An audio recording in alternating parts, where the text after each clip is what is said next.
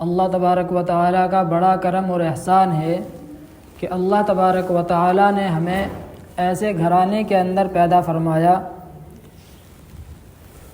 جو ایمان والا گھرانہ ہے۔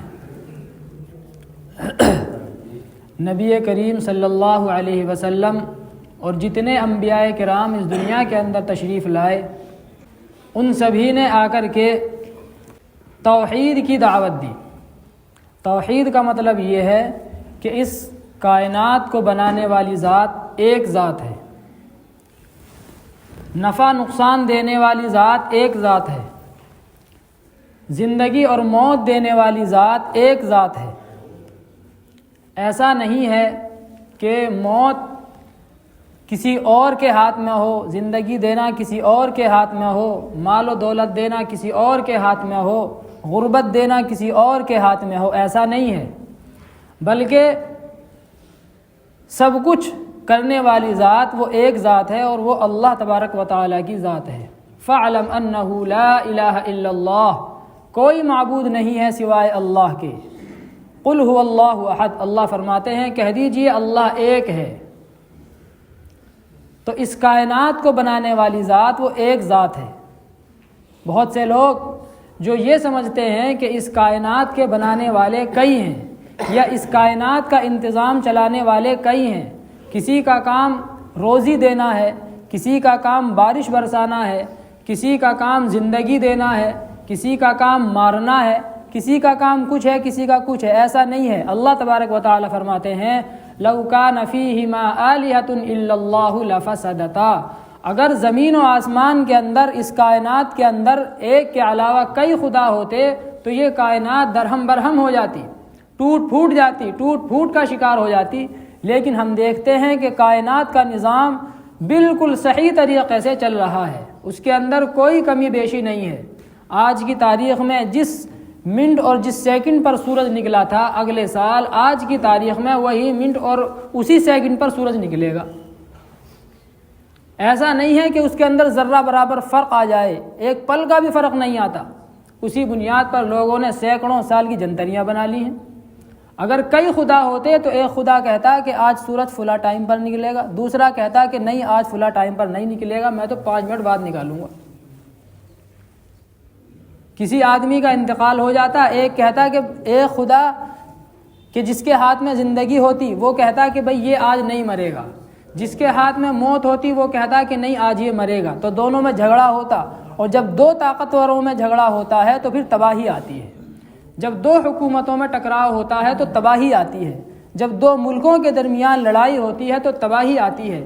لیکن ہم دیکھتے ہیں کہ یہ جو قانون ہے اور یہ جو انتظام ہے دنیا کا، کائنات کا، بالکل صحیح طریقے سے چل رہا ہے۔ پتہ یہ چلا کہ اس کائنات کو چلانے والا وہ ایک ہے اور وہ اللہ تبارک و تعالی ہے۔ اللہ تبارک و تعالی کے ساتھ کسی اور کو شریک کرنا، اللہ تبارک و تعالی فرماتے ہیں کہ اس کی معافی نہیں ہے، اس لیے کہ یہ بغاوت ہے۔ اگر کوئی شخص کسی کے ساتھ احسان کر دے تو جس پر احسان کیا گیا ہے اس کے اوپر فرض بنتا ہے کہ وہ اپنے محسن کا شکر ادا کرے، اس کی ہر بات مانے۔ لیکن اگر اس محسن کے شکریہ کے علاوہ آدمی اس کے احسان کا ہی منکر ہو جائے تو اس سے بڑا مجرم کون ہے؟ اگر کوئی شخص کسی حکومت کا باغی ہو جائے تو چاہے وہ کتنا ہی اچھا ہو، لوگوں کا کتنا ہی خیال کرتا ہو، غریبوں کے چاہے کتنا بھی کام آتا ہو، لیکن حکومت کی نظر میں وہ باغی ہے، اس کی سزا صرف موت ہے۔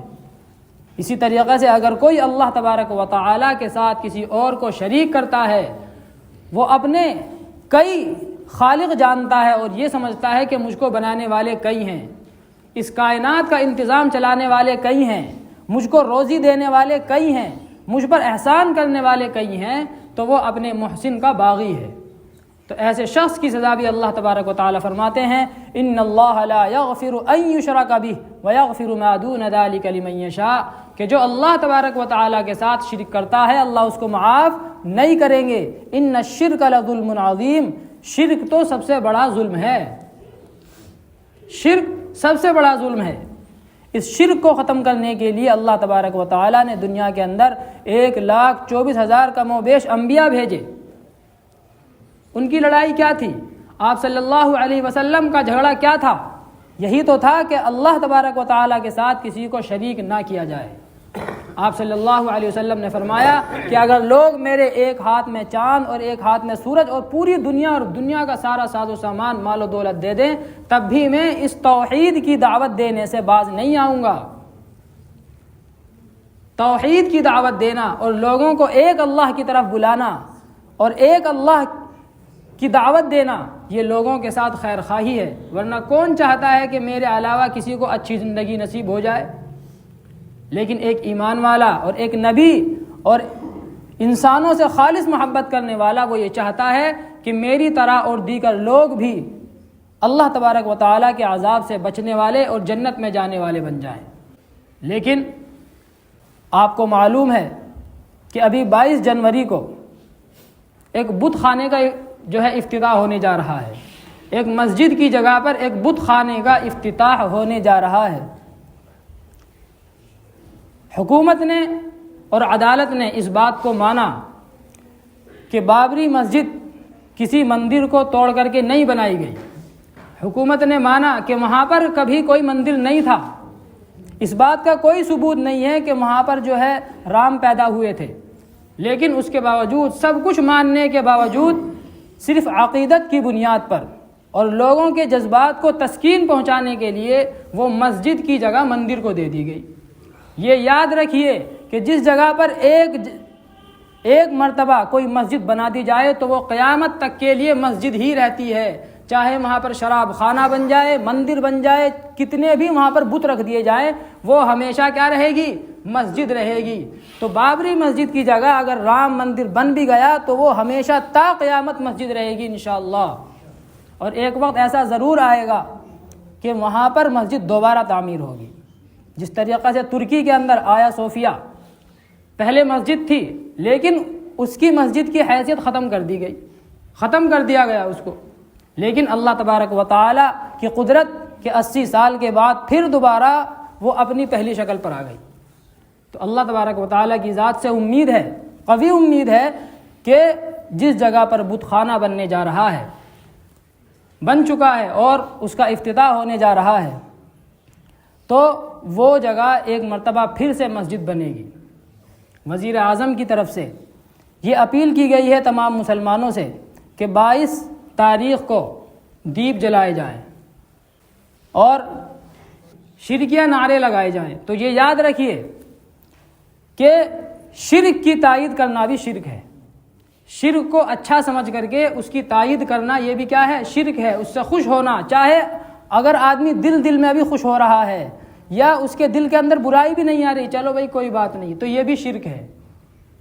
تو تمام مسلمانوں کو ان تمام شرکیہ اعمال سے بچنے کی ضرورت ہے۔